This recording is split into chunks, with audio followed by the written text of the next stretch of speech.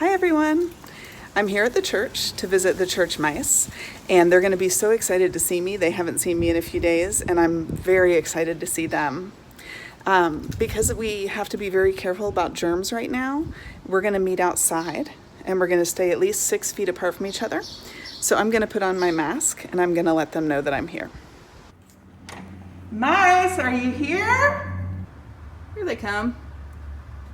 Come on, mice. So here we are.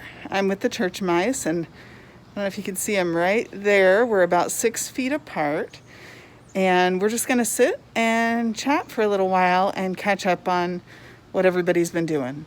So the mice were just telling me that they are very sad because they haven't been able to do any of the things that they normally do. And they were even showing me their calendar.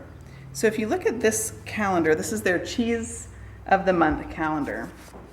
And if you look at, for example, the month of April right now, there's almost nothing in the month of April. There's hardly anything written. But if you look at February, back in February, they had all kinds of stuff on their calendar. Every Monday, they would invite their friends over to watch a nice show or a movie. Every Tuesday, they would go to the gym and practice things like running mazes and climbing walls.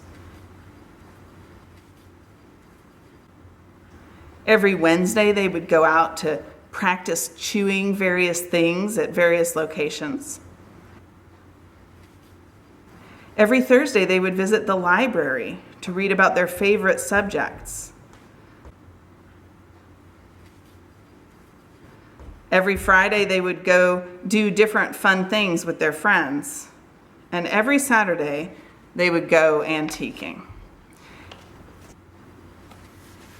And then every Sunday was their favorite day of all, because every Sunday they would have church, and they got to see all their friends from church. And they started remembering all the different things that they did at church and all the memories that they have with their friends. They remembered the first time they met the church cat. They remembered reading the Bible. They remembered riding on the float for the Christmas parade. They remembered playing on the playground with their friend, the caterpillar. They remembered the first time they ever saw candy canes, and they were trying to figure out what candy canes were used for. They even remembered their first Easter when Christopher didn't really understand what dressing up for Easter meant. They remembered all the wonderful Easter egg hunts, and they remembered sitting in the church with all their friends the day that they joined and became official church members. They had so many fun times at church, and that's why they're sad right now, because they're usually here all by themselves. And it's all because of a teeny tiny little virus. The virus is so small that you can't even see it with your eyes, and that's why you have to be so careful. That's why people have to wash their hands as much as they can. That's why we have to wear masks if we have to go out in public. And that's why we have to try to stay home as much as we possibly can. That's why people are staying home right now. It's a way of staying safe and keeping other people safe too. Sometimes it's little things that can cause big problems. But do you know what the mice told me? The mice told me that just like some little things can cause big problems, other little things can make a big difference and can even be a big help. And if you think about it, it's true.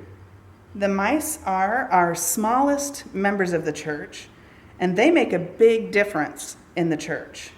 They help keep the building clean. They help with all the church activities.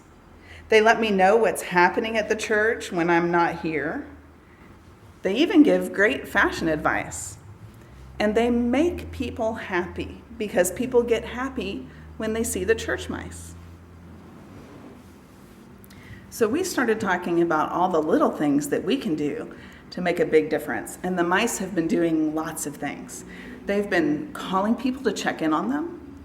They've been sending a text to people. Sometimes they send an email. And they even have been sending people drawings.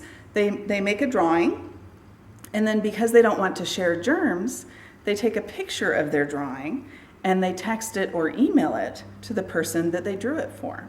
And even doing something like wearing a mask when you go out in public can be a little thing that makes a big difference.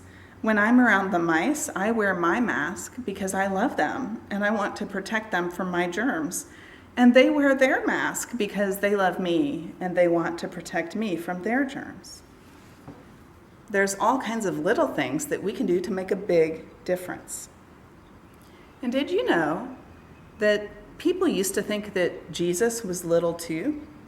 They didn't think he was teeny tiny like a mouse, but they thought that his love was not big enough to make a difference. But we know that that's not true. We know that Jesus' love is big enough for the whole world and that his love covers the whole world. Today is Easter Sunday, and this is the day that we celebrate that Jesus loves us so much, and that Jesus is the special Son of God, and that God made Jesus alive again so that he could have new life, and that we could have new life too. And what that means when we have new life is we do what Jesus wants us to do by doing the little things that we can do to make a big difference in the world, and by remembering that Jesus loves everyone and that we're called to love everyone too.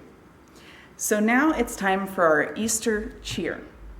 I'm going to say, "He is risen," and I have the church mice way over on the other side of the building there, and they're going to say, "He is risen indeed," and I want you to say that with them too. So I'm going to say, "He is risen," and y'all are going to say, "He is risen indeed." Let's try it. He is risen. He is risen indeed. He is risen. He is risen indeed. Happy Easter.